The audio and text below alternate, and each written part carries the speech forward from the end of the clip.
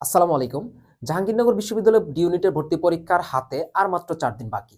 তো এই ৪ দিনে কিন্তু তুমি পুরো বইটা রিভিশন দিতে পারবা না বা এটা পসিবল হবে না। সো তোমরা এখন যেটা করবা যে ইম্পোর্টেন্ট যে টাইপগুলো আছে অর্থাৎ জাহাঙ্গীরনগর বিশ্ববিদ্যালয়ের টিচারদের পছন্দের যে টপিকগুলো থাকে সেগুলো একটু দ্রুততম সময়ে রিভিশন দিয়ে দাও। তো আমি একটু তোমাদেরকে অ্যানালিটিক্যাল ভাবে তোমাদেরকে শর্ট ভিডিও দিয়ে যাবো এই কয়েকদিন চিন্তা করলাম। তো একটা গুরুত্বপূর্ণ টপিক হচ্ছে কি ভাস্কুলার বান্ডল। এটা টিচারদের খুবই পছন্দের একটা টপিক, শুধু জাবি ডি না অন্য ভার্সিটির ক্ষেত্রেও। তো জাবেডি এর ক্ষেত্রে দেখো এটা 24-25-এ আসছে, 23-24-এ আসছে, 21-22, 19-20, 18-19 বলতে গেলে টানা কয়েকবার কিন্তু এই টপিকটা তোমার চলে আসছে। চলো আমরা একটু ঝটপট করে রিভিশনটা দিয়ে দিই। আচ্ছা, তো ভাস্কুলার বান্ডলকে প্রধানত আমরা তিনটা ভাগে ভাগ করতে পারি। কি কি? সংযুক্ত, অরীয় এবং কি কেন্দ্রিক ভাস্কুলার বান্ডল। ঠিক আছে? আচ্ছা, তো গুরুত্বপূর্ণের ক্ষেত্রে যদি বলো তাহলে সংযুক্তটা গুরুত্বপূর্ণ এবং কি কেন্দ্রিকটা ভালো পরিমাণে গুরুত্বপূর্ণ আছে। তাহলে সংযুক্ত মানে কি? যখন তোমার কি জাইলেম এবং ফ্লুয়েমটা একটা কি গুচ্ছাকার অবস্থান করে। এই সংযুক্তকে আবার দুই ভাগে ভাগ করা যায়। একটা হচ্ছে তোমার কি সমপার্শ্বীয়, আরেকটা হচ্ছে কি সমদ্বিপার্শ্বীয়। সমপার্শ্বীয়ের ক্ষেত্রে আসো, সমপার্শ্বীয়টা আবার কি দুই রকম। একটা হচ্ছে কি মুক্ত সমপার্শ্বীয়, আরেকটা হচ্ছে তোমার কি বদ্ধ সমপার্শ্বীয়। মুক্ত সমপার্শ্বীয়ের ক্ষেত্রে কি ক্যাম্বিয়াম থাকে এবং বদ্ধ সমপার্শ্বীয়ের ক্ষেত্রে কি ক্যাম্বিয়াম থাকে না। এই কথাটা একটু মনে রাখতে পারো যেহেতু জাবি ডি এর ক্ষেত্রে যাবা। এখন তোমাদের আসলে কোশ্চেন আসবে কিভাবে, নিচের কোনটি মুক্ত সমপার্শ্বীয় কিভাবে মনে রাখবা। দেখো এখানে মূলত কি দ্বিবীজপত্রী ও নগ্নবীজির কাণ্ডে। তো মনে রাখবা সংযুক্ত সবই কিন্তু তোমার এখানে কাণ্ড হচ্ছে, আর অরীয় হচ্ছে কি মূল। ওকে, তাহলে কিভাবে মনে রাখবো মুক্ত? দেখো তুমি, আমি ভিডিওটা শুট করতেছি হচ্ছে রাতের 4টা বাজে। হ্যাঁ, তো এখন আমি চাইলেই কিন্তু একা একা বাইরে যেতে পারবো না, সিকিউরিটি প্রবলেম থাকতে পারে। তো আমার সাথে যদি আরেকজন মানুষ থাকতো বা আরেকটা তোমাদের আরেক কোনো টিচার থাকতো তাহলে কি আমরা বের হইতে পারতাম। তার মানে কি যখন আমি দুইজন থাকবো তখন হচ্ছে কি আমি মুক্ত।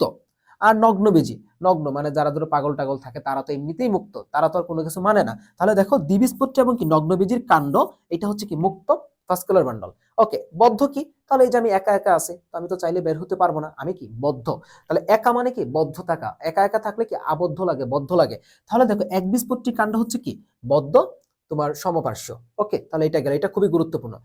এখন আসলে সমদ্বিপার্শ্বীয়ের ক্ষেত্রে। ওকে, তো সমদ্বিপার্শ্বীয়ের ক্ষেত্রে আসলে কি ঘটবে তুমি দেখো, এখানে লাউ কুমড়া শশা তুমি যদি একটু খেয়াল করে দেখো, লাউয়ের স্ট্রাকচার বলো, কুমড়ার স্ট্রাকচার বলো, শশার স্ট্রাকচার বলো, দেখতে কিন্তু সেম। তাহলে আমরা এটা মনে রাখতে পারবো না? লাউ কুমড়া শশা, আমরা কি দিয়ে মনে রাখবো? লাউ কুমড়া শশা। তাহলে হচ্ছে কি সমদ্বিপার্শ্বীয় হয়ে যাবে। ওকে, অরীয়। তাহলে দেখো পুষ্পক, অরীয়, অরীয় শব্দটা শুনলে কি খুবই মানে মধুর মনে হয়, মধুর মনে হয় না? তার মানে কি পুষ্পক অনেক সুন্দর জিনিস। তাহলে পুষ্পক উদ্ভিদের মূলে, তাহলে কি পুষ্পক উদ্ভিদের মূলে হচ্ছে কি অরীয় ভাস্কুলার বান্ডল থাকে।